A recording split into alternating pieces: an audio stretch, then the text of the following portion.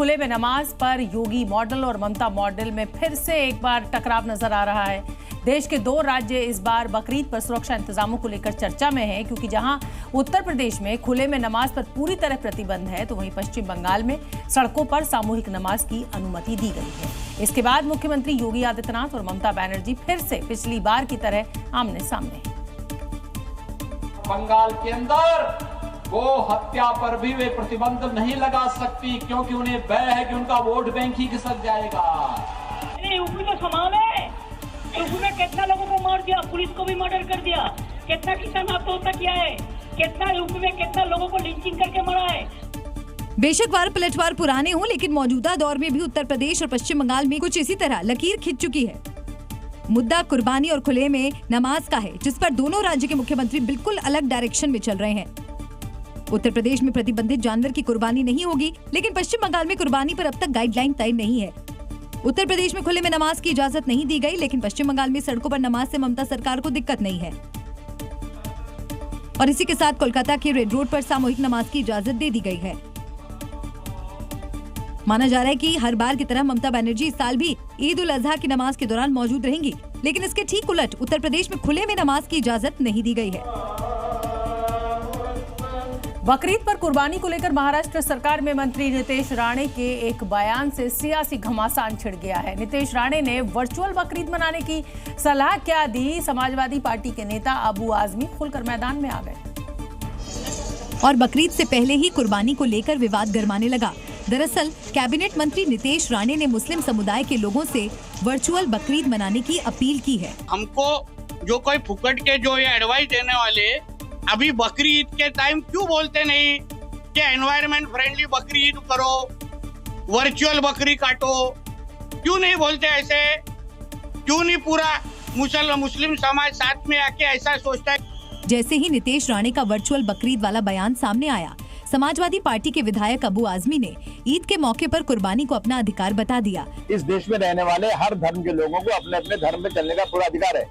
ये कुर्बानी हमारे में जरूरी है। मैं समझता हूँ कि ये लोग जो है ना सिर्फ और सिर्फ ये नफरत फैला करके मुसलमानों के साथ जो आज चल रहा है ना, उसी का हिस्सा ये बहुत बड़ी नाइंसाफी होगी। कौन पालता है? किसान पालता है। साल भर किसान जानवर पालता है और उसके बाद लाके बेचता है उसको। अगर एक जानवर की कुर्बानी नहीं होगी तो किसानों की आत्महत्या और बढ़ेगी। इस तरह से ये लोग जो कर रहे हैं ना, ये इस तरह सांप्रदायिकता फैला रहे हैं। बहरहाल बकरीद पर कुर्बानी को लेकर बयानबाजी और सियासी तनातनी जारी है। नितेश राणे के बयान पर मदनी ने अब जवाब दिया है। बड़ी खबर इस समय की, ये उनकी पार्टी को सोचना चाहिए। ये लोग देश को कहां ले जा रहे हैं। मैं लोगों से धैर्य की अपील करता हूं। ऐसे बयान देश के लिए ठीक नहीं है। ग्राउंड पर जो बेपढ़े लिखे लोग हैं, जाहिल लोग हैं, आम आदमी है, उनके लिए वो कानून हाथ में लेने का जरिया बन जाता है, तो इससे नुकसान होगा। ये अच्छी बात नहीं हो रही है। लेकिन मैं उनको इसमें दोष नहीं देता। दोष दरअसल पार्टी का है। उनकी पार्टी को सोचना चाहिए, चिंता करनी चाहिए। सिर्फ चिंता नहीं बल्कि चिंतन भी करना चाहिए, सोचना चाहिए। एक तरफ देश भर में इको फ्रेंडली बकरीद की मांग चल रही है, तो दूसरी तरफ मध्य प्रदेश के एक सज्जन कुर्बानी के लिए जगह मांगने हाईकोर्ट पहुंच गए हैं। और इसके बाद हाईकोर्ट ने एसडीएम को समाधान का आदेश भी दिया है, यानी कुर्बानी की लड़ाई अब कोर्ट तक पहुंची।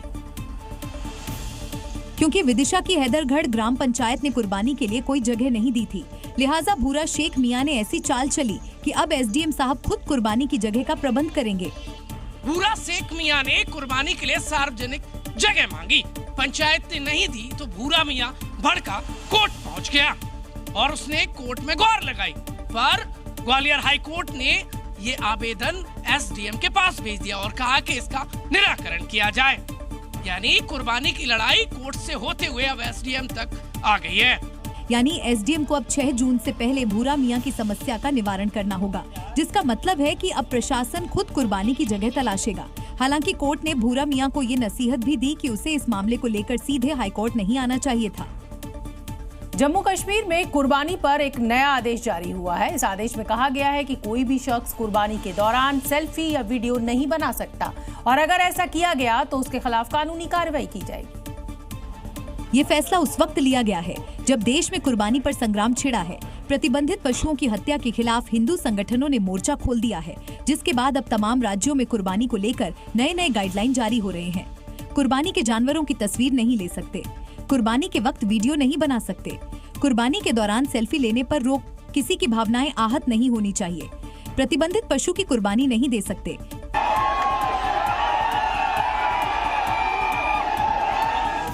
ये फैसला उस लिहाज से भी अहम है जब हिमाचल प्रदेश के नाहन में पिछले साल कुर्बानी के वक्त सेल्फी लेने पर बवाल मच गया था। ऐसे में पूरे देश में कुर्बानी के समय वीडियो या सेल्फी लेने पर रोक लगा दी गई। और अब जम्मू कश्मीर में वक्फ बोर्ड की चेयरपर्सन ने भी इस दिशा में बड़ा फैसला लिया है। Zee News।